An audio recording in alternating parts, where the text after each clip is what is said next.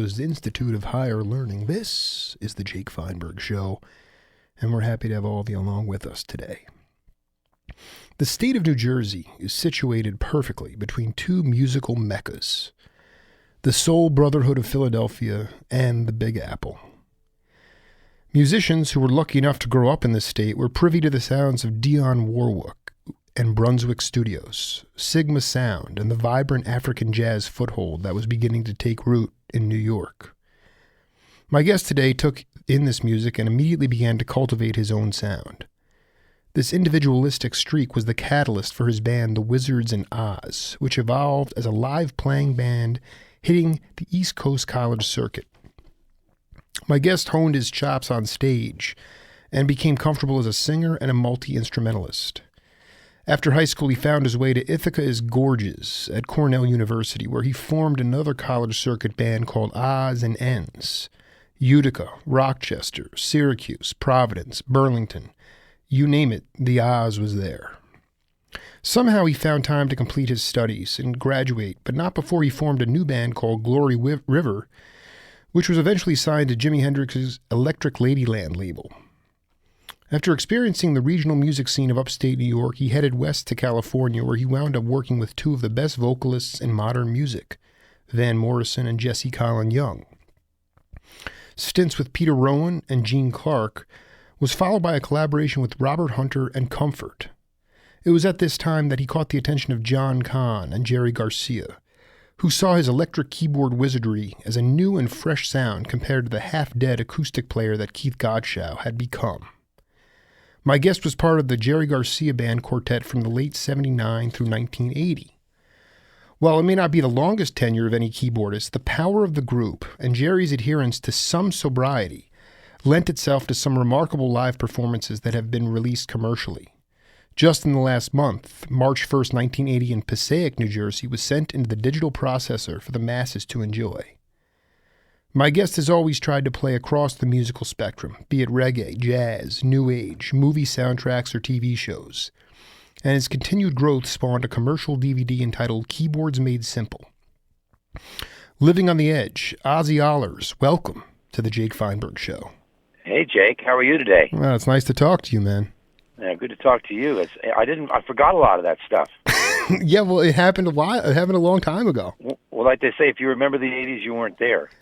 Well, I was literally, I came out of the womb in '78, so I mean, this is a intergenerational thing. But yeah, it sure is. I have to ask you. I'm trying to figure this all out. But when you were growing up in Summit, you wound up the Wizards in Oz. That was a high school band. Yeah, I was the odd man out. You know, I look at the kids that are out there now, and you know, YouTube, et cetera, and I know they're cutting back programs in school, but people find a way to form garage bands, and a lot of kids are in 2 or 3 different bands. But I was the only guy in a band in my high school or in 2 high schools around us. Wow! And there was a lot of music in New Jersey, and like you said in your intro there, I mean, we were literally 20 minutes from New York City. And, man, I caught music when I was young. I caught Jimmy Smith at a little club. I was 16. I got in because I guess the drinking age in those days was 18. So it was like getting in when you're 19 when the drinking age is 21. So I'd get into places and hear really what I considered really interesting music. Jimmy Reed, probably one of the unsung heroes of the blues to me, but he was the one that kind of put rock and roll to the blues. He didn't do what he called dumpty-dump. So, living in Summit was really quite a nice thing. It enabled me to be around a lot of music, and I caught up with it. I formed a band, and what did we do with that band? Go play colleges. Kind of like before it was that frat party movie. It's like it was kind of like that. Was it Animal House? Yeah, Animal House. It's kind of like that back in the '60s, and then they made a movie about it. Right, you were in the basement of fraternity houses playing. You were jamming out with that band.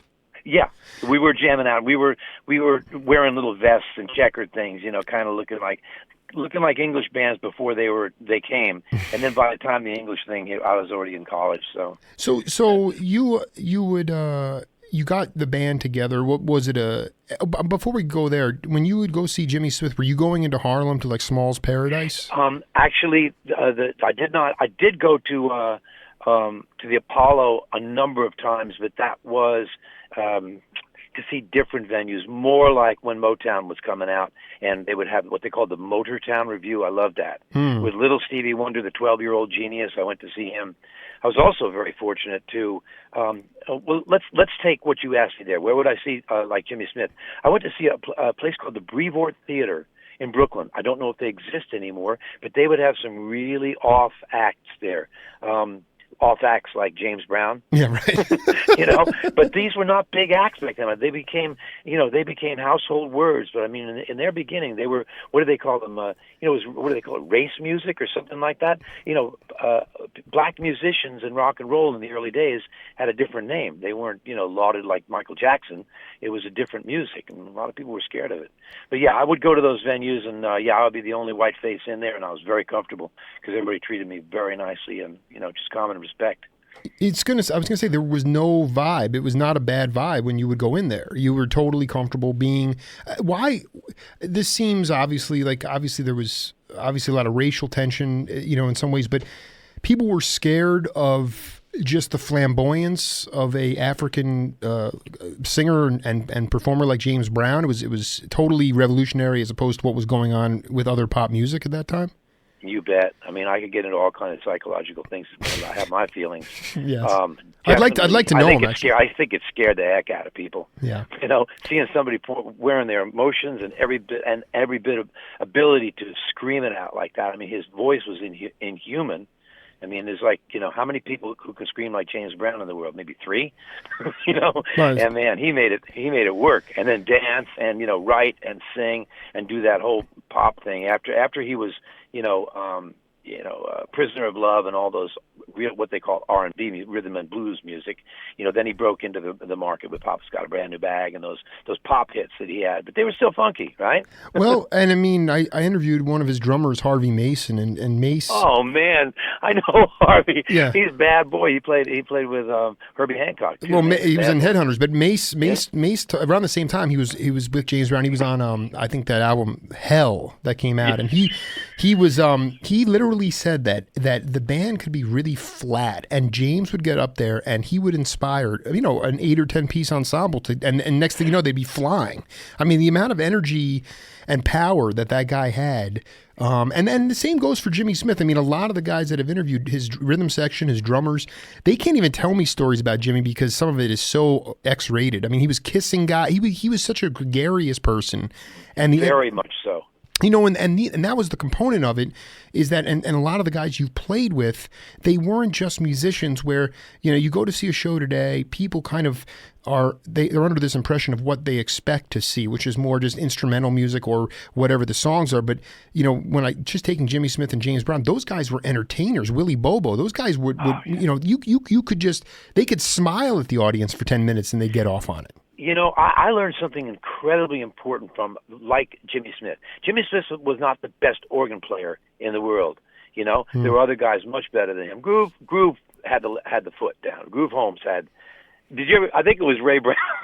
He was asked, "Who's your favorite bass player?" And he said Groove Holmes. And they were, nobody got it. Well, it was Groove's left foot. It was like kicking that B3, man, like stumbling. You go, who is that bass player? It's his left foot. Right. Exactly. But I mean, thinking about people like Jimmy Smith, he wasn't the best. He wasn't the fastest, but man, you heard his licks and you knew it. And if you didn't get it, he'd do it again. And if you still didn't get it, he'd do that lick again. He'd put it right in your face. And it was a great lick. If it's worth doing once, it's worth doing 3 times. And so he was not one of these guys that were like, I know gymnasts on their instruments who I respect and I bow to, I scrape to how great they are. But then there's the slow hands, there's the Eric Claptons who don't play fast. They just play real good. Every lick means it, And so I have to say, just because I am not a gymnast and I never was, I looked for people who connected on a simpler basis. Fats Domino. I'm not saying what he did was easy. You know what I mean? That it was what he played was simple, and his approach to music was simple with his partner Dave Bartholomew, but it was not easy. But he kept it simple. As a matter of fact, it's very hard to be simple, I think. It is not to go to the next level. Well, and also, I mean, what you were saying about Jimmy playing, he might play a riff and he might play it again and again, and it was in your face. And the thing is that he wasn't rushing around trying to just solo and just come up with all these ideas, and eventually there was no cohesiveness to it. I mean, he would stick with something, and as you will see as we continue this interview, it's going to come out in your playing as well when we play some music later. Is the idea of even just the patience to stop, collect your thoughts, even in a live setting for 20 or 30 seconds, if you need to just collect your thoughts before you actually decide how you're going to sequence your ideas. That to me is a kind of a lost art, because there's not a lot. Patience is way down now, and perfection is way up. And I think that is part of, what we're dealing with. I have to ask you about this Keyboards Made Simple, because it just came out commercially very recently, in fact, on DVD. And so as somebody who has like a 44 key, sort of Mexicali honky tonk piano in my house with a little rhythm. Oh, now you're talking. Exactly. No, and I mean, we're talking about literally like, an indigenous. I'm just playing the black keys at this point. I'm having fun. But if I buy that DVD, what is it going to teach someone like myself who does not read music? Is it made for everybody? It is, and I'm going to try not to hype this, but I have to tell you, I stumbled upon this when I was younger. I didn't know it. Other keyboard players brought it to me. Merle Saunders bought me part of it. I mean, I remember meeting Merle way before I joined Jerry's band. He's a great guy. He was playing with Butterfield. He and Con, as a matter of fact, were playing with Paul Butterfield's band. That's when I met him in Woodstock, New York. Merle passed on some information to me. One of the guys for the keyboard player from C-Train, Lloyd Baskin, passed on information to me because I was moving from guitar to piano. And they kept, giving me this information. And by the time I got to be in my 60s, I actually got asked to do some teaching. And what I was able to impart, almost stumbled on it, is that I'm a simple guy. And I have made my living being simple, like playing, I call it, I'll just say it, meat and potatoes. I love feeling the comp. I love feeling the right chords. I love feeling the right solo for the right moment. I'm not going to get blistering out there. I'm going to give you a solo that's got some, another teacher of mine told me, melody. Keep the melody in your solo. Just don't play lick after lick. Right. No, I love that. So I start with this with, of course I show you where middle C is, where your nose is, but then I move through it, because the nice thing about a DVD is you can go back and look at it. So I don't just jump. I kind of, take a nice, easy way through music and get right to the good sounds, right to, why can I play two fingers on the right hand and I can play three chords by just moving those fingers around, and then, then superimpose the bass. Real simple stuff that we like to hear. So yeah, I'm a very visceral music person. I wore out my 45s when I was a kid. I burned them right through to the other side. I just talked to who Trombone Shorty is? I don't know. Don't know that name. No. You're going to hear his name. He's a freak from New Orleans, man. This kid is like, when he was 4 years old, he was playing like, second line in the bands, and then Wynton Marsalis had him on a special when he was about 12. Sick trombone player and really great trumpet player, and he's got all of the indigenous background. Jesse Hill was his grandfather. Now Jesse Hill, you might not know, but he wrote a song called Oop Oop A Doo. Oop Oop A Doo was kind of like the other What Did I Say? Man, I wore that record, and I talked to him about some information that was out there. I left him, and actually my wife was doing an interview with him, and said, my husband found this song, Oop Oop A Doo, when he was a kid, and he fell off his chair, man. He said, that's my granddaddy, He said, my granddaddy was doing this music. And it's interesting that the roots of what people have, and I don't know, man, I think about having my roots in New Jersey. I'm thankful that I think of folks that had to, grow up in Nebraska and, the middle states, shall we say, right, and find their music there. If you're lucky enough to be in Kansas City, yeah, you got some blues there. If you're lucky enough to live in and around Chicago, for me it was the East Coast. I was going to say, I've interviewed Elvin Bishop, for instance, and that guy was from Tulsa, and he's not a man of many words, but he wound up going due north to Chicago because there wasn't necessarily a huge, and the mobility back then. Just the idea that as a high school band, that you could go on a college circuit and theoretically, develop your chops in front of a bunch of partying people is just, to me, that just builds a lot of confidence. But I wanted to, you brought up something that really struck my attention, because when I talked to Jeff Moldauer, he said that Merle and John Kahn came up to try out for the Butterfield band, and he thought that they would actually be a good fit for that band, but I never knew they actually were playing with them. They were in town to work with him. Dennis Whitted actually got the gig, and I'm trying to remember Dennis the bass Whitted. player. Yeah, Dennis brought a bass player with him, and it might have been Harvey Mason. Harvey Brooks. Harvey Brooks, I think it was right. Harvey Brooks. Mm-hmm. Yeah, I think he ended up doing it because he'd already done Super Sessions.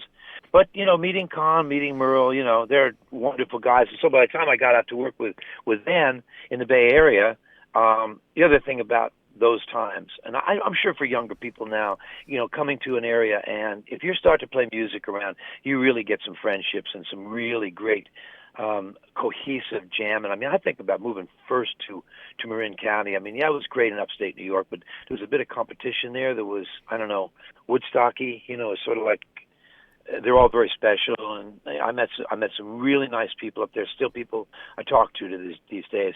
But when I got to Marin, man, there was like jamming in Marin. There was a jamming over in Berkeley. Mm-hmm. Bill Vitt and I put a band together. Now Vitt was one of Jerry's drummers. Vitt has been like he was one of the early. Well, Merle's son Tony put me in touch with Vitt. Vitt was the first guy that was, tangentially involved with Jerry, and he's been a conduit to a lot of guys. I had no idea you even collaborated with him. That's classic. Oh, yeah. Vitt and I actually, it's so funny because we had an original band. I think we called it the Heartbreakers before Tom Petty. It wasn't Tom Petty. It was just the Heartbreakers. But I remember Vitt and my friend Michael Barclay. Really great guys. And, of course, the whole group that worked with Jesse Young. I think of, Jeff Meyer and what's the bass player, David Hayes, ended up working with them. People traded off, like any other area like that. They trade off their sidemen. And which brings me to something musically that I was very fortunate to make that leap from. I'm not a star. In other words, you talked about working with people who were sort of great lead, great inspirational people. When Van came into the room, everything changed. Like the music changed, everything got focused on him, and that's a beautiful thing. So, I was very fortunate to be in that type of a situation where I was a sideman, and I try to impart to kids that I'm working with. We have a thing called Blue Star Music Camp for kids. And I said, yeah, it's good to play. If you can be the leader, if you can be Gaga or Madonna or something like that, it's really great. But not everybody's going to be there. You have to, be open to playing, different gigs with people and, getting ready to either make your mark. And if you never, ever get off the sideman thing, which is nothing wrong with that, some of the greatest players I know are sidemen, but you are basically waiting for that phone call. How do you get off that treadmill? And I heard 10 years before I started working with like Chiquizo and producing him and writing all the songs, how I wanted to do it. It took me 10 years of that, what do they call catch-22? I want to do it. But how do I get there? Well, you get it by, writing songs for, well, how do I write a song if I can't get to that musician? He won't listen to my songs. So, that's a great leap. And making that leap was a blessing. I don't think any more of myself or any less of anybody else. It was almost handed to me. Do you think that part of it is also just developing a dense resume of playing with really heavy dudes, and then all of a sudden you get that credibility, was it more of an organic, natural thing? I assume that it probably was a combination of both. I think it's a combination of both because we have a joke about playing. You just keep playing and playing, called clubbing yourself to death, and it is a death, and it happens to some of the best musicians I've heard. But they're on Tuesday they're playing down at the locker room, and on Tuesday late show they're going to Slim's, and on Wednesday night they're playing at the Holiday Inn, and then the late show then they're doing a wedding and everything, and you go, okay, you got to keep working, but at a certain point you hope this does lead to something, either a band or a sideband situation, or who knows how you're going to come in the door. You never know. My break is so funny because who would have thunk? Here I was. I'm thinking about one thing that happened. I was working on the Gumby movie. Right. Because I knew Art Clokey, because he didn't like the guy who was doing the music to be the feature songs. So I ended up doing them. So I had to hire Craig Chiquizo instead of Joe Satriani because Joe became all of a sudden unavailable. An old friend of mine from Long Island, Hmm. and Craig was another friend of mine from the Starship. Hmm. Plugged that in. Craig and I had known each other. Boom. 20 years later, we were still making CDs together. So, what connection was that? Was that connection number 1,211? Yeah, that was it. No, it's talking to Ozzie Ahlers. Just honest, it's just fantastic. I got an email from a fan, Randy Goldstein, a Cornell grad. He asked me, did Ozzie spend a lot of time in the Cornell Music Library going through the vinyl? Great vinyl, apparently, in that music library. Didn't know there was a library, Randy. You were not aware of that. I spent more time at Jim's Tavern. So you go up there. How would you define, not idiomatically, but like what that band is Odds and Ends? Yeah. What was that band about? What did it sound like? It sounded kind of weird because we wanted to be the Stones, we wanted to be the Kinks. Other bands wanted to be the Beatles and the Stones, and there were bands like that. Upstate New York was a very rich area for music. It spawned different I would say a different form of R&B up there. I won't just say it's college bands because they didn't just cover; they did writing. Ronnie Dio and the Prophets was another band that was real popular over from Cortland, which is about 30 miles away. Sure. And he became the lead singer for Black Sabbath. He had his own little band that was like before he was ever Dio. He was Ronnie Dio and the Prophets, and before that he was the Elves, and you can imagine because he's short. And they did the most perfect Beatles cover you ever heard. You closed your eyes and you thought you were listening to the Beatles. And so the music that was around that area, everybody kind of had their genre. Ours was scruffy kind of, a scruffier version of the Kinks, maybe a little bit of the Stones. We liked that bluesier feeling. So yeah, we put together like minds. The lead singer from a band called King Harvest ended up in King Harvest probably 4 years later doing that song "Dancing in the Moonlight." Mm-hmm. Sure. The guitar player that ended up in that band and then went on with the Beach Boys, Eddie Talea, was in the band. Wow. Each one became. It was interesting. If you talk to that guy Randy, or if you ever could get an email from him again, he could probably state to you the number of bands that were up in that area. It was amazing, the talent that came out of there. I mean, I was in a fraternity for about 15 minutes, and the number of guys that were there. I mean, Jim Chapin, Harry Chapin. Harry Chapin. His brother Sure. was Jim. There was a band called the Chapins. The Chapin brothers, and that was Harry Chapin. He was, 2 years before me. The guy that was my big brother was the lead singer from King Harvest. His big brother was the guy that produced the Woodstock album, Eric Blackstead. A little bit of music going on there, A little bit. No, and Randy is not, he's a little bit older than me, but he clearly the college scene there, the radio stations there, they would play local music, so that's where that regionalism occurred and how it grew up. And so somehow you meandered through the program. I guess you were in the music program, so you were composing and arranging, and kind of that's how you graduated. You weren't in the library. Let me give you a bit of information. I was in the School of Hotel Administration. Oh, they have a great one. They have a great one there. Yeah. Now they do, yeah. But I was a little too much for him. The dean and I got along real well. My professors and I didn't. It's only by the grace of God that I stayed in as long as I did. But the music department up there was phenomenal. A gentleman I just talked to the other day, Ron Altbach, was astounding musician. Again, ended up he was the MD for the Beach Boys for years. So he was another guy that was part of the music scene up there. Cornell's an enormous campus, and there was a lot you could also leave there and go to 20 miles away to Syracuse, 20 miles to Cortland. Go up the river to Buffalo.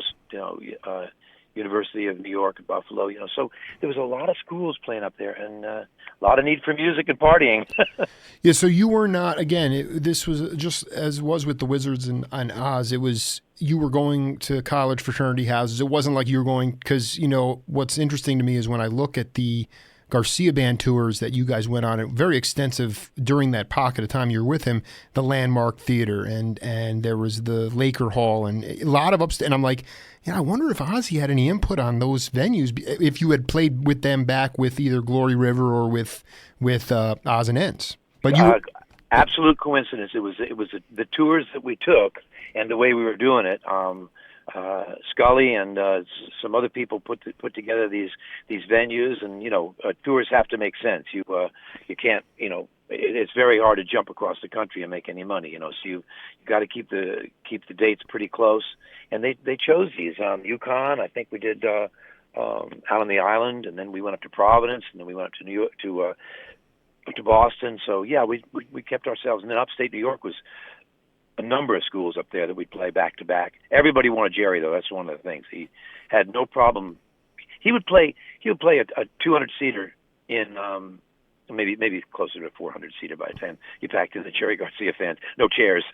Right. It was asses to elbows, as they say.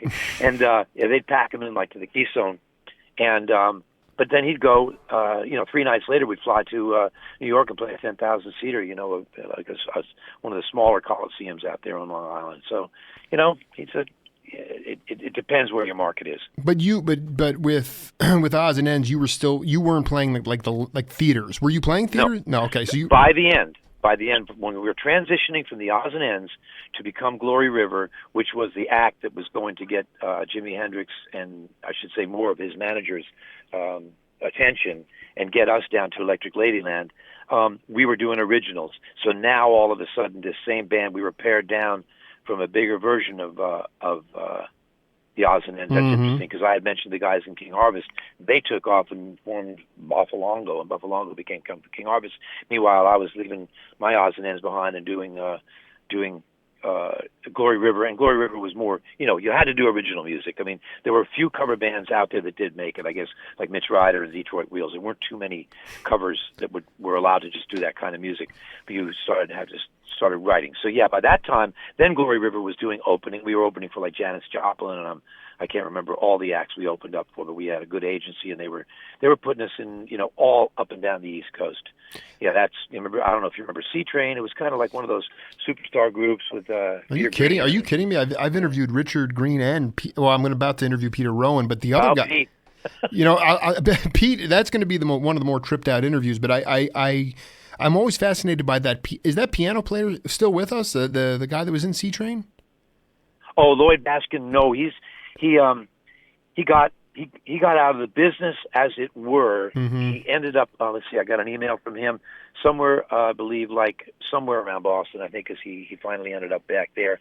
One of the great, I got to tell you, he was in Otis Smith and the All Night Workers when I met him in Syracuse, New York, and they were the, I don't know what to say, like they were the consummate R&B band upstate New York. Wilmer Alexander and the Dukes, who, I mean, these names, they don't mean anything to anybody, but for people who lived up there, these guys had the top this is sound. Absolutely important. No, this is, Ozzie, one of the things is just like, the information you guys can provide is huge for oral history, because I agree. I mean, some of these guys were regional legends, and like I just interviewed John Simon, so we talked about the band, or Bob Dylan, guys that migrated there because that was the place to settle in. But what about the guys that were always there and that had had their own sound? And so I before we move on, with Vit, going back to Marin for a minute, did you ever play with John Wilmoth or Ron Stallings at all? Ron Stallings and I had two bands together, and then we went on tour with a gal named Terry Garthwaite from a band called Joy of Cooking. Absolutely. And we were, David Rubinson, great producer, Pointer Sisters, Herbie Hancock, et cetera, right on down the line, a big long list. And Ron and I ended up in that. Before that, we had a couple of the Ron Stallings Quintet, great band. We were playing in clubs, but man, who was in that band? Oh, okay, wow, the Quintet. Back to the old. Hey, dude, I'm a senior, so I have senior rights here. I get in cheap to the movies, and I can forget things. Let's see. It's okay. Doug Adams, a great guitar player, great L.A. Ended up kind of being a light session musician down in L.A. Terry Baker on drums, again, an unsung hero.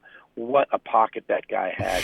And Steve Bennett on bass. Wow, this is really, I mean, where are the analog cassettes of that stuff? I mean, that's what we need. You know, I do have some Ron Stallings Quintet stuff. And you know that Ron, do you know this, that Ron sang Holler and Shout for Elvin Bishop? Did you know that? I have that album where he's on there singing it. Yeah. And it's like, you know, this is sung and tenor sax by Ron Stallings. Ron Stallings has been sort of, you know, he was such a across the board music guy. You know, and he was always he brought in Ed Neumeister. You know, he loved Ed Neumeister, the bone player, and you know, Kahn and him go back to the heliport in West Marin. You know, this is all just amazingly rich parts of our musical history, and it's like you wonder. Even now, when you talk to kids, you know, you live out in Marin County, right?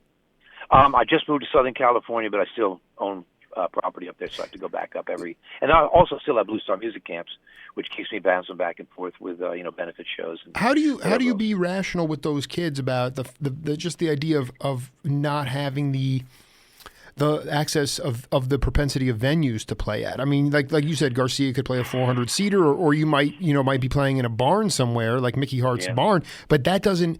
Those things, to me, one of the theses for me is you don't hear a lot of younger individual sounds because, number one, maybe it's the marketing thing, but number two, I just don't think people have the opportunity to get comfortable with their own sound because they can't play live. I'm curious about your thoughts on that. Well, I know for myself, and most people I know were derivative. I mean, Bob Dylan, as odd and different as he was, Woody Guthrie, you know, boom, right there in your face. So everybody is drawing from somebody else. I've talked to some great musicians, and they would say, "Don't you? What do you mean? I'm trying to be," and they would just name it. Who I am trying to be, and that's. Don't you get it? No, you don't sound anything like him. That that disappoints them. But kids, people who are honing their musical skills, I think, are trying to emulate somebody else, and then they come out with this Chiappino of what it sounds like. You know, it's not like them, but this is me. There are people that are fortunate enough. I say fortunate enough because I wanted to be Ray Charles. You know, I wanted to be Fats Domino. I never was, never got there. But I would learn their licks, and I would play, you know, music like them. And so when chord progressions came up or sound, you know, what I would consider very cool comping, that was what I learned from that, you know. So where do kids get it? I got to say, we didn't have YouTube. That's for sure. So there's a lot of sharing going on there. We had to find a little, you know, a garage to play in. The name garage bands is kind of like passé. I think it's like that was something in the past. Now it's YouTube bands. I mean, it's just like, you know, it's like okay, you know, just from a jazz perspective, you know, Bill Cosby could put on a blindfold and he could tell if it was Tony Williams or if it was Elvin Jones or if it was, everybody had their own unique style. Same with trumpet players, Freddie Hubbard, Lee Morgan, Woody Shaw, Miles Davis, the list, Sonny Rollins. I mean, it's like they all sounded different because that was it was marketed that way. And now we have all this amazing, like all this information and all this material just right at our fingertips. But yet it's almost like there's almost an identity crisis too. I mean, you could really lock into guys and get to know them through the writing and the photography. But the propensity of individual sounds is really fascinating to me because I think that is that's an uphill. That's one thing I'm curious as to how you talk to your students about, because they can't go to the Stone for a residency 7 days a week and play in a small venue where it's like this. You're having this visceral reaction, as we will hear later. Right. It really is up to the person. I was so dedicated to my music.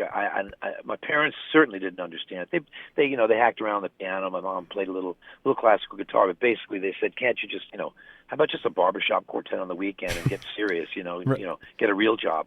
Well, it just didn't translate to me because I didn't know how to tell them that there is, one thing that excites me more than anything else in the world, and that is music, and that is the music I love. The sound of Chuck Berry, the sound of Jerry Lee Lewis, the sound of Fats Domino, the sounds of Thelonious Monk, Ray Charles. I mean, right on down the line with the great people, and then you find more as you go along. You alluded to something there, Jake, when you were saying that the recognizable sounds, the difference of Coltrane from Rollins, and they were so different. Was it that music was open then? the jazz was new. It was coming up from New Orleans, and it sort of had the Chicago tone. But now, all of a sudden, Coltrane discovered the thesaurus of musical patterns. And That's right. he was tripping out completely on music. How many times can you do this before you are now part of it? Or is it now, instead of naming 20 great horn players, you have to name 2,000 because they're out there playing, in new bands and new acts or singers. God, I mean, back in the day there was the one-hit wonders, but the ones that came through and made a name for themselves, and like I say, Chuck Berry or an Elvis or somebody who just had a career that just kept going and became an institution. There was all the one-hitters. Now it feels like there's so many one-hits. You're drawing from thousands and thousands. Are we just homogenizing it? Maybe. Well, and then that also plays into this sort of idiomatic rigidity within the industry, where before, like you mentioned Chuck Berry. Chuck, I talked to George Marsh, a great drummer, and he would play with the Loading Zone out there, and they'd play stuff in 7/4, different rhythms, and Chuck had no problem with that. I mean, you might call him a rock and roller, but that guy was a blues guy. Maybe it just, things were so much more. It was just much more fluid. You could flow into these things, and you weren't caught up in, oh, this is jazz and this is blues, and you have to. Right. And then, so what does jazz mean? I mean, the thing that I noticed, and the only reason I even have any of this, because I wasn't born, I wasn't alive, is because there was the way it was marketed by certain companies, whether it was Impulse or there were other labels that dedicated themselves to showing a sophisticated Black American art form, which is where the jazz came from.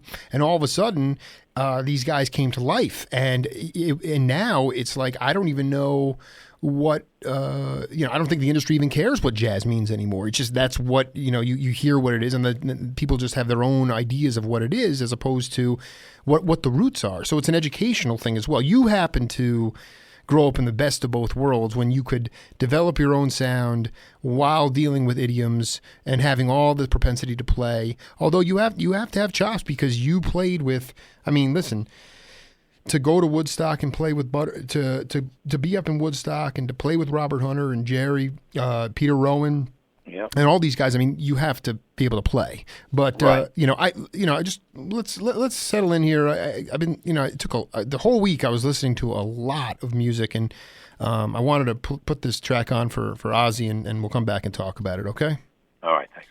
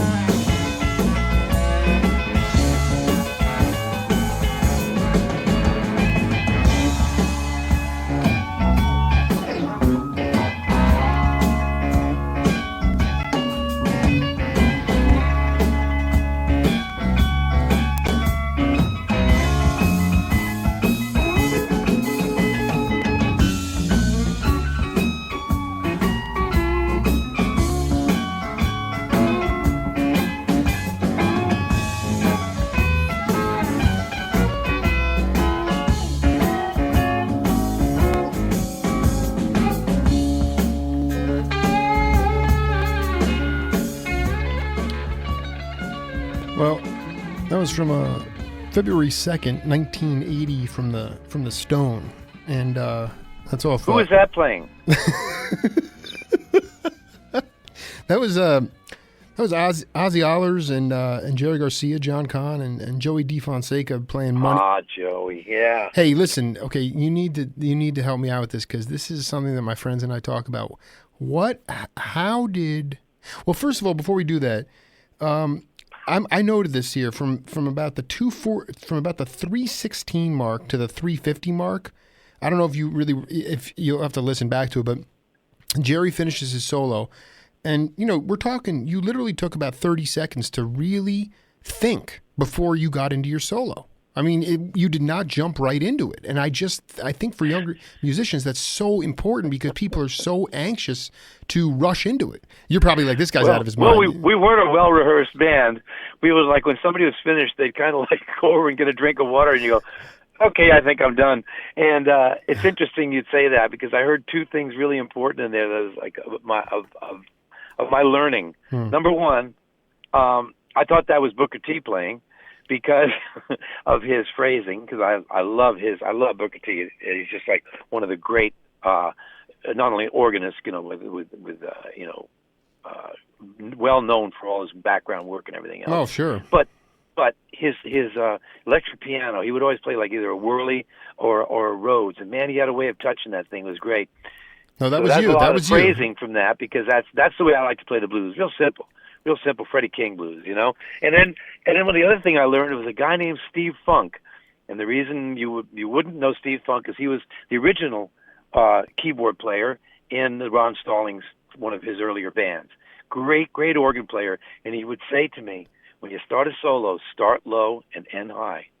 That was his only rule. Wow. And I always remembered that. Now, I always don't adhere to it. I break it once in a while, because I've got 16 bars, or I've got 32, or I've got 8 bars to say what I got to say. You just can't, really. But with Jerry, you got as many bars as you want to do. As many times around, get your statement made.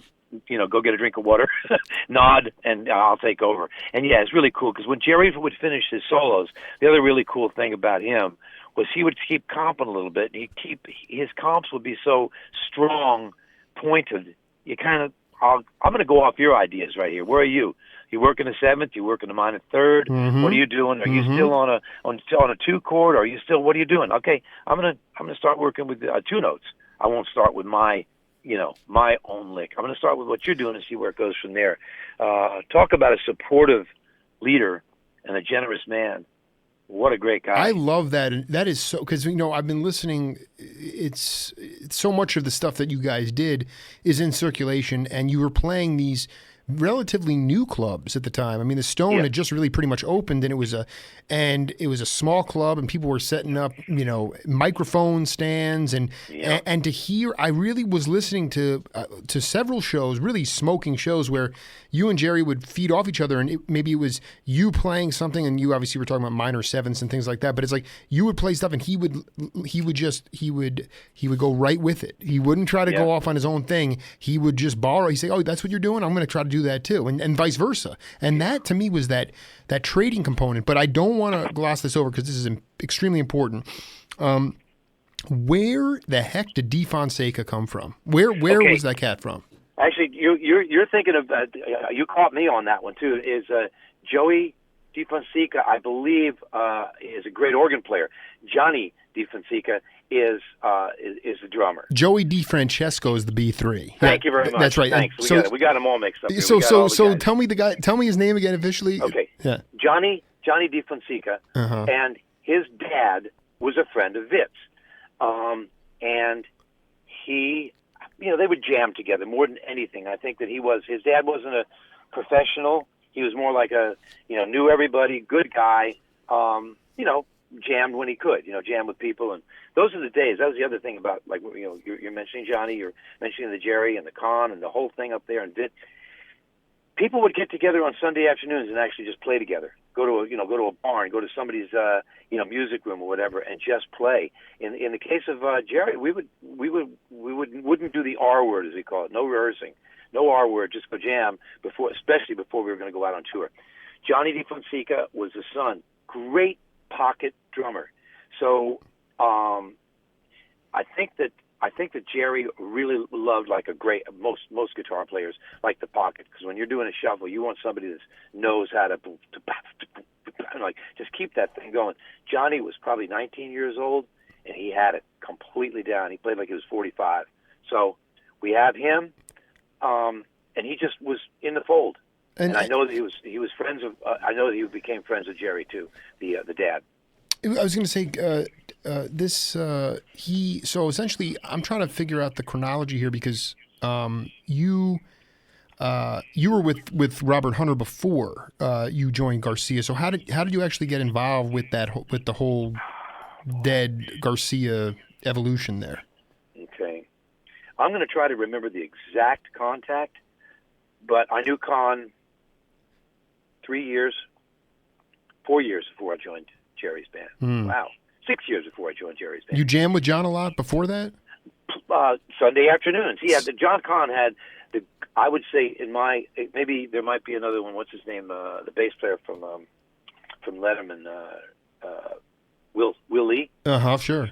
He has R&B collection and jazz collection, unbelievable. John Conn had the other one, but he was strictly R&B. He was such a rhythm and blues fan.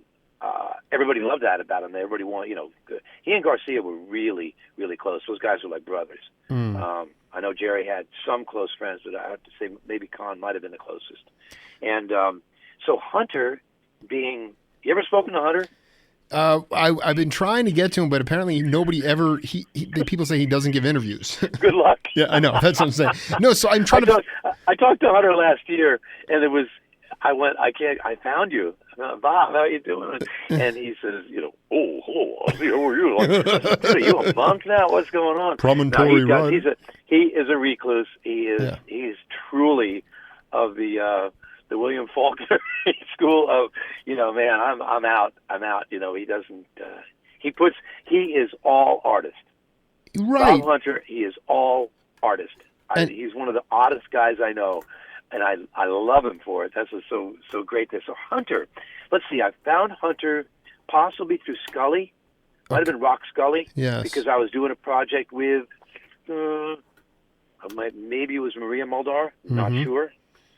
And then there was the connections of people. Why don't you talk to? So and so is unhappy with their keyboard player. Can I put you in touch with them? And I said, sure. No problem. So Hunter had a band that he had put together. I think it was almost a band in its own called Comfort. Nice folks. I looked at the lineup of Comfort, and none of the names jumped out at me really. But it was yeah. Rodney, the fiddle player, his brother was kind of in the Dead family. I forget his name. So Rodney, if you get his last name, you'll put it all together. That was a connection there, and Rodney was kind of like the great uncle of the band. He had other younger people in the band. Now here's Hunter. He finds a band that's already together, easy. What a great thing to have, cohesive, and he just starts working with them. And I think he did an album with them, and he was very unhappy with. I don't know the keyboard player's name, so I'm not going to mention anything with the situation there. And he told them straight up, "I need a pro. I don't want your friends." I think that was the word. Yeah, that was it. I want a pro. I don't want your friends. So at the time, I was considered a pro because I, picked up and played with, all, the bands and the Jessies and whoever else was out there. And so I was put in touch with that way. The audition was not an audition. It was a first rehearsal. That was it. And it was a done deal. Hunter, then we went on to do a lot of opening gigs for Jerry, both coasts and in between. And Comfort, Robert Hunter and Comfort, and then Bob would go out and do a number with Jerry, and then Con would ask me. I think those are the days also that Keith was not well, and I remember covering for. Yes, okay, yeah, I can remember particular gigs where it was the keyboard player was not feeling well. God bless him, and so I played a couple. One was a benefit. One was a show probably in Southern California or down in Santa Cruz, something like that. Yeah, now it all comes back. So here I am playing, and that led to probably 6 months later that Keith was no longer, he'd gotten too sick to play, and Jerry wanted to pick up the band again, and so I got the call from Rock Scully, and so I just want to be clear about this. You Moldauer at the time was involved with John Cahn in a relationship, but when Keith wasn't well, you would go out with that amalgamation of the Jerry Garcia band a couple of times to play with them. I wouldn't say go out with, because every time I would get that call, and I can think of two in particular, a show up in Northern California that was a benefit that Maria actually was singing on, because she would come and sing on a couple of the shows with John was her boyfriend, mm-hmm. and they were getting hot and heavy, and she loved to sing, and she's a great gal, and to this day, I don't know if you've heard Maria's stuff as of late. I called her one time, and she was so much more. She was so determined to let me know how amazing her current work has been. It's blazing work. It is ridiculous. Yeah, I gotta tell you, Maria is, and she may listen to this. She's a nut, and I love her. She's truly an original, that woman. And every time I see her, she gives, she's done a lot of shows. She's actually done stuff for our Blue Star Music Camp. She's a wonderful, wonderful gal, and she's really good friends with Bonnie Raitt. The two of them are kindred souls. So they, Bonnie, if anything, I think looks at Maria as a big sister. And yes, Maria, I don't think she could be prouder of her music right now. She sounds like, the old singers. She really sounds like Ma Rainey and stuff like that. She's got it down. So yeah, I digress from that. But yes, I would, if Keith was unable to do a show, and I do in particular, I'm going to say probably Sebastopol and maybe places in Santa Cruz, UC Santa Cruz.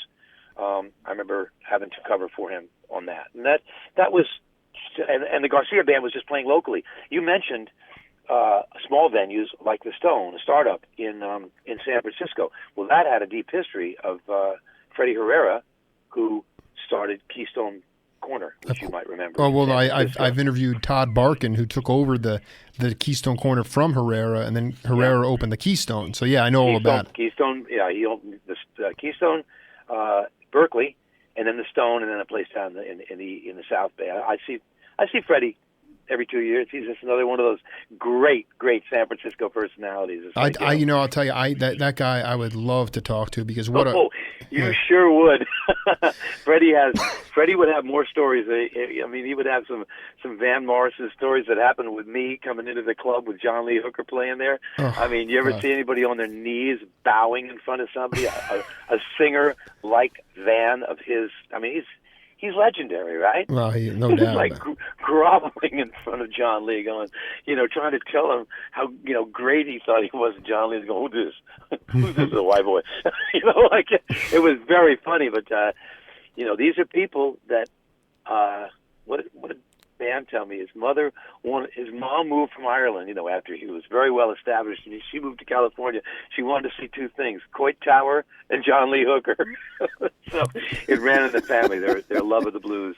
So you would play with Comfort to open the show, and then you'd play with Jerry Garcia band if Keith wasn't up for it. Right. Okay. That was the way it was usually going, and Jerry was not. Jerry was not playing, was not planning on a tour at that time, because probably there was dead work going on. So all he could do was play locally on, a couple of nights. And the great thing is, Jerry Garcia could announce, on Sunday that he's playing on a Tuesday in any venue, and it was, standing room only, sold out in a half an hour, whatever it was. He's one of those guys.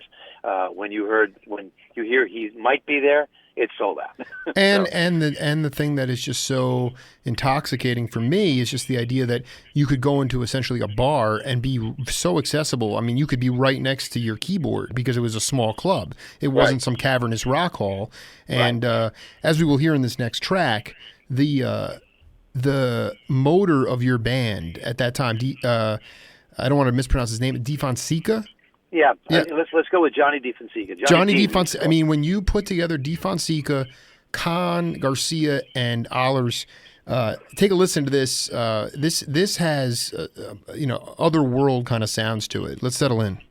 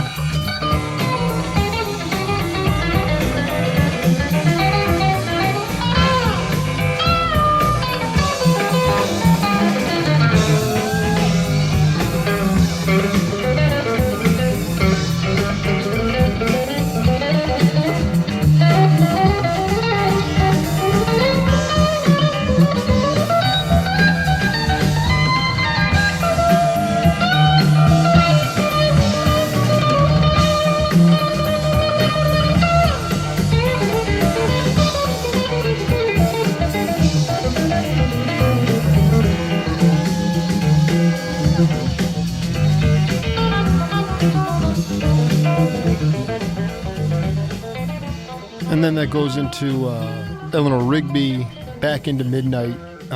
But, you know, the thing is that you don't hear that a lot in the Jerry Garcia band, the way he was playing. He was playing a lot more Grateful Dead. That sounds more like Grateful Dead Garcia to me than anything else. Yep. Yeah. What, you know, but how great was it to be able to look up and just see, like, a guy like Khan and Garcia just, I mean, they always just wanted to jam. Wasn't that what it was about? It was just always, just keeping it going. I got to tell you, I have like most people, I have formed opinions, and I had a very limited, opinion of certain people, and I lauded others, and musical put downs are a natural thing. So in my youth, there back when I was like 28 or 29, and that was still a musical youth because I was allowed to continue on in music and really start to blossom and produce later on. But I thought Grateful Dead, okay, kind of like a nice fraternity band, whatever they were. I didn't think much other than they were an anomaly in the musical business. So Jerry Garcia was just another player for me. Mm-hmm. And what I did get when I joined that band and really got into playing with him is I saw how musically generous he was. That he wasn't in a band that was a snob, like, this is our music, this is the way we play, look at how important we are. I don't think he ever thought of himself as important. I think he was probably astounded, like more than anybody else, the Grateful Dead became an institution, right. that exists to this day. Right. Jerry's gone. It's an institution that still exists. But he was so generous the way he played. He really gave his all to the audience and to his music. I mean, he gave whatever the muse was that he was going after, he kept going. And Khan, man, he'd bite his tongue and he'd get into songs. That Eleanor Rigby trip was his. He just wanted to do that, and because I think we were in G minor, I can't remember. I think that was a J.J. Cale song right there. And I remember Khan going, boom, boom, boom, boom, boom, boom, boom, boom, and he started doing it, man. All of a sudden, we were into it, and that happened. No, that was no R word. We didn't do any rehearsing on that. I love it. Just happened with John. Yeah, I love the organic. And that's the thing about Khan is, like, I mean, I've interviewed Bob Jones and Oh, Jones. Yeah, man, there's a drummer. Dude, I mean, he's out in Hawaii now, he talked about essentially John. He knew John early on, and he was obsessed with Thelonious Monk, and I asked him point blank. I said, what was so sexy and appealing? He's like, it was just stone junkies playing beautiful music. Everybody wanted to do that. That's what John wanted to do. He wanted to be Scott. He wanted to be Scott LaFaro, and I mean, everybody tells me, oh, John. There's a name I haven't heard from anybody who introduced me to Scott LaFaro. You got it, John Kahn. Because that's why I knew that Bill Evans was great. I knew he was fantastic. But I didn't see that Paul Motian and Scott LaFaro. I looked at their playing, and Kahn would say, "Listen to this bass player. He's a freak like that." I went, "Whoa, yeah, you're right. He is." That's funny. Yeah. So you would actually spend time with John at his house playing vinyl. He'd play a lot of vinyl for you. Very, very much so. And he was an enigma. John was not like Mr. Friendly Pants. He was not like Mr. Life of the Party all the time. But when you got to music, you couldn't shut him up, and you couldn't keep the needle off the record, man. That guy he just had so many things. So happy to hear that, man, because his spirit has been inside of me on this journey, because I've covered the whole spectrum of guys that play jazz, but also I an affinity to all the accompanists, like you said. to me, if you get off that accompanist bandwagon and you wind up being a solo star, more power to you. But Yeah. there's also something to be said to be part of a group with Garcia and Khan, because they love the accompanists as much as anybody else. Like you said, the sharing, that's the value system that we're missing so desperately in our music and in our culture today. There are better lead guitar players who comp than Jerry, but not too many. That guy took as much time on his comping. He did when he was finished playing. He did not sit back, take a break. He got into his comp. He did another lyric while he was comping, and he watched what the other guy was doing. He was just as good an accompanist as he was a lead guitar player, because his mind was always going, like always catching, always listening for things. Man, that guy, talk about stretching. Yeah, he was jazz. You guys were also, I read somewhere where you and him were both sci-fi buffs. I know he was. But yeah, I impressed the hell out of him early on. I didn't mean to. I met Isaac Asimov when I was living in upstate New York, and you could have seen his jaw drop when he heard that. He says, "You really met Isaac Asimov?" Yeah, I said, "Yeah, I was, going out with this gal, and she happened to be the daughter of Theodore Sturgeon." He goes, "You met Theodore Sturgeon too?"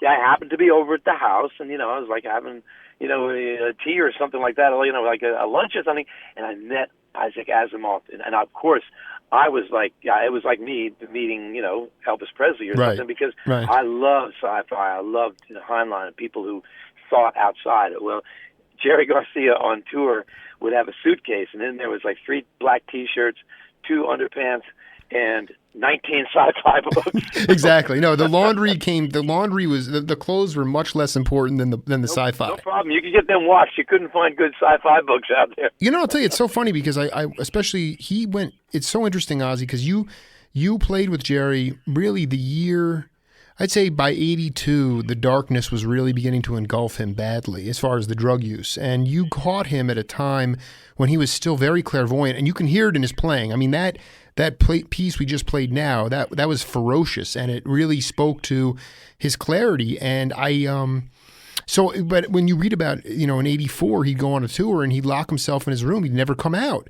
because he was probably just reading sci-fi books the whole time. It's really unbelievable that he... Well, that's a nice thought, but, unfortunately, things caught up with him, and I would never want to ever transpire to gossip. In other words, somebody else's problems or demons or whatever they were. But Jerry was like one of the most, like most people I know who were addicted to drugs, the kindest, most wonderful, most emotional, most giving people out there. And they were unfortunately unkind to themselves. And that was one of his disservices he did to himself. And unfortunately, yes, we had the fun, jamming, just got finished, playing in the barn. We're out hot on a tour. We go play a couple clubs before we go. But unfortunately, sometime during the tours, especially the later ones in 80, again, this is not in a form of gossip, but it's just for knowledge, for hopefully for young people out there, that it just it brought things to a halt when the drugs came on board. It made it uncomfortable. Tempos lagged. Clarity wasn't there. It wasn't that happy feeling, and it actually became sad. Yeah, no, and I think that's not gossip at all. That's just coming from somebody who was directly involved with the entire situation. What became of Di Fonseca? I mean, because Gregorico, you wound up playing with Gregorico after a while. Another storming drummer. I still see Greg from time to time. I mean, Sly and the Family Stone. I mean, one of the unique R&B bands in my lifetime. They were complete. When they came out, they were different than anybody else. Man, they were fun. And, Sly had his demons, and he became what he was, but he gave to the musical world. Johnny Di Fonseca, and I'm sorry to say this because I talked to the guys who were doing the contracts for this latest Garcia thing, but I knew this a couple years ago. I'm the only living member of that first album. John, Jerry, and Johnny are all gone. And Johnny was not a... He was never, as far as I knew, he never touched a joint. I mean, that guy didn't like to drink beer, but I guess he had some other health issues, and something happened to him somewhere along the way, and I lost touch with him. So, I'm still here. No, and you know what, Ozzie, I got to tell you, man, tell me a little bit about the work you're doing right now for educational purposes and also musically with your groups and in your studio work right now. Right. The most important thing that kind of is cohesive for me in the last 10 years, as I was finishing up my music with Craig Chiquiso, and we had a great run. We were pushed into what they call smooth jazz. We were like doing just instrumental music. We wanted to do it. It was like new age for about 6 months until somebody told us, now you're in smooth jazz. We had a great run, like 11, 12 albums, something like that. Nice 18 years, and I needed to get away from that because it still meant getting on a tour bus, and it meant not being away from what I want to do. And so I went whole hog into the Blue Star Music Camp. My good friend Jimmy Dillon, great guitar player, great sideman, great songwriter. We formed this Blue Star Music Camp for kids, and we do it sometimes during the winter, but most of the time it's a summer camps for kids where they get come in on Monday, meet each other, bring their song ideas, and by Friday they're putting on a show. And Wow. This is a unique. Now, we also have great players there, and people come in and talk to them. I've had Huey Lewis come in and give them rock and roll 101. This is how it goes, you guys. And Carlos Santana donates guitars, for some of the kids, and we auction things off. So that's an ongoing nucleus of what I like to do. A spur out of that, some folks came to me and they said, we'd like to put you on a DVD. We think you're right for it. I went, okay, I'm game, and I did a series, 3-hour DVD series called Killer Keyboards Made Simple, with your host Ozzie Ahlers, and www.ozzieahlers.com, and you can find this series that was 3 years ago, and I enjoy doing it, and I enjoy getting to people, having them keep this music out there, leading them through music, so hopefully they will form their own bands. And then they have asked me now to start, and I just started it about a month ago, a webinar series called the Keyboard Club, with Keyboard and K Club .com, and it is something else. We're getting people from around the world who want to know what the next step is. Once I know what a chord does, how do I use that? How do I get off? How do I stop reading music? Or what do I do when there is a chart in front of me of these chords rather than go blong, blong, blong, blong? Well, let's look at how the chords are similar. Let's hear how the solo. So I had a great horn player that said, and it was Ron Stallings, who said, I take the music, like the chord sequence, if there's any musicians out there, whatever the chords are, and I take the music and I put it sideways and I look down it and I see what notes can go through that without changing too much. And he's absolutely right. It gives you that bluesy, groovy, comfortable feeling of not jumping around. So if I can impart some of these little things that I've learned from folks, keeping it simple and how to enjoy music, musical genii, musical gymnasts, people who are really great will evolve. But how do other people evolve? The Bob Dylans, who just know 3 chords, but man, they're going to write 3,000 great songs, Well, I was going to say the other thing is 2 really quick things. Keeping the melody, really keeping melodic feeling within your solos. I mean, it seems like we're very melody light and very harmony. There's just too much of an imbalance. Melody is essential. Yes. And the other thing is those summer camps. Did the late great drummer Eddie Marshall come to those camps? No, Eddie Marshall never did, but Eddie's was again very influential in the music scene. He was about Bill Vitt's God. I mean, he would talk about Eddie as like he could have been No, I know Eddie. Listen, Eddie played the recorder almost as well as the drum. Not anymore. It was something else. Yeah, but Ozzie, my studio time is coming to an end, but I really would like to pick up another time to talk more about the beginnings of your music, your Woodstock collaborations. I mean, you seem totally interconnected to so many great people, and you're such a classy guy. I just love to continue that at some point. You're going to talk to one of the other classy guys, and that's Pete Rowan. I'm telling you, talk about the real deal. Yeah. In capital letters, the real deal. Ozzie Ahlers, it's been an honor and continued success, and we will be in touch, my friend. Jake, thanks again. Hey, keep. I've been listening to your interviews. They're super. I listen to them online. I think you're really great. Keep doing what you're doing, man. Appreciate it. Thank you, Ozzie. We'll talk soon. Okay, bye, Jake. This is the Jake Feinberg Show. We'll see you all in a little bit.